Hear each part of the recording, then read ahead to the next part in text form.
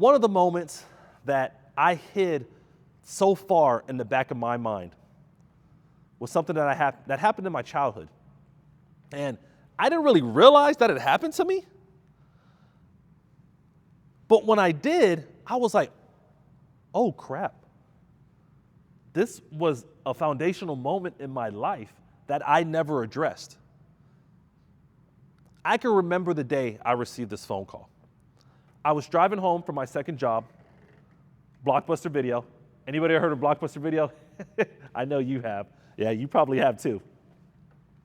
I was driving home from Blockbuster Video, and I received a phone call from a family member, and they said, your mother's in the hospital. I said, what do you mean? They said she attempted to commit suicide. I froze in that moment when I heard that. What do you mean in my mind that she attempted to commit suicide? Then I started to have this fear of, am I going to lose my mother? Am I going to have the ability to help her out? Am I going to be able to be the man that I think I should be? I went to go see her at the hospital, and that fear increased, that tension that I had only rose. It didn't lower. I get to the hospital, I see her, a complete shell of herself. Everything inside of me is yelling, I'm scared, I'm nervous. I don't want to be seeing her like this. But I knew, and I knew externally, I had to look brave. I had to show that this was not impacting me in any way. So rather than address that moment and understand what was going on, I took that very important part of my life in my childhood and I just buried it away. Because I never wanted anybody to see externally how I was struggling internally. And I know I'm not the only person that things have happened to in this room, especially things that have happened in your childhood. But a lot of us think that we need to hide what things have happened. And I'm going to tell you right now, if you're that person in this room right now that is struggling, or something that's happened in your life, or something that you think that has caused you to lose your worth, don't think like that. Change that perspective. And when I learned to change that perspective, it changed a lot about how I did things. Now, I'm going to be transparent on this part. Just because this happened in my childhood, and just because I now have this Failure F.U.E.L.S growth framework, this didn't happen right there in that moment. This took me over 20 years. And there's a lot of things in my life that happened after this that I now realize today that has impacted me. For me, I wish I would have heard this next tool a lot sooner. And the tool that I had to develop and learn, and that's part of the first letter in Failure F.U.E.L.S growth, which is face the moment, was name it or tame it. You have to name it to tame it in order to recognize that you have something going on. There was a study done by UCLA that actually said that when you name things that have happened to you, it helps you recover from them faster. If you want, go check out the study yourself.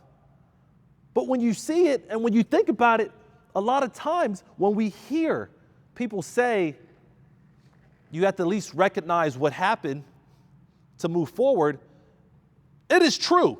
That's why this part of my life, this battle, the very first one that I recognized was a landmark in my life, that's why I had to address that.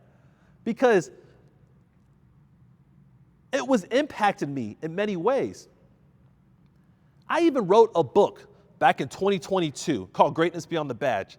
In that book, what happened to me in my childhood with my mother is not in there. You know why? Because I never named that battle. I never even addressed it. But after I wrote the book and I started to think about other things that I was missing, I had to go back deeper in my life because I thought all of my stress, I thought all the things that I had been through up to that moment, up until 2022, started when I put the uniform on. Now, don't get it wrong. Don't get it twisted. A lot of things that has happened to me in my life, over 20 years of being in the law enforcement industry, has caused some stress.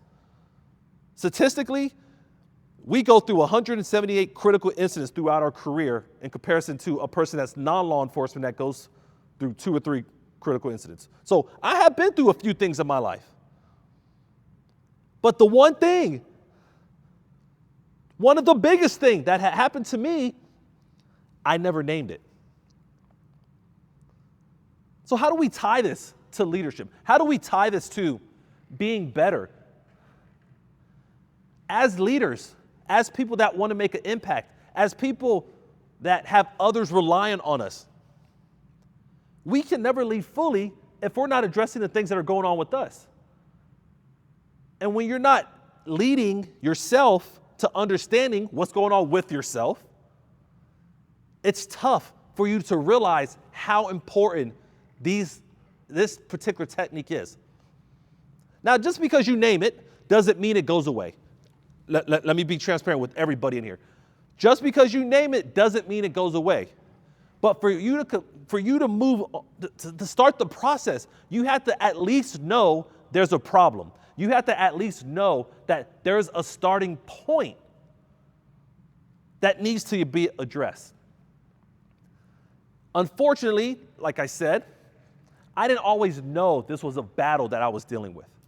And when fear impacts us, when fear takes over, when fear is always in the back of our minds and it's not being addressed, something else comes into play.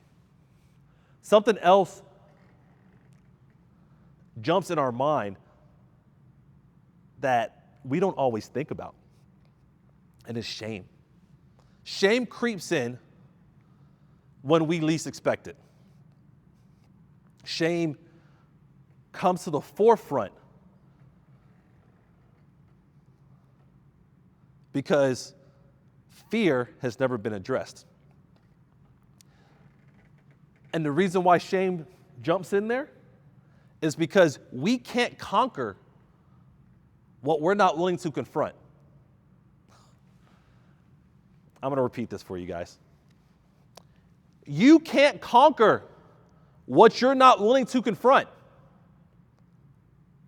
And maybe for a few of those that didn't hear me the first time, because I know I speak a little fast, you can't conquer what you're not willing to confront. And when you don't do that, you allow shame to jump in. You allow shame to take over. And I know how that happens.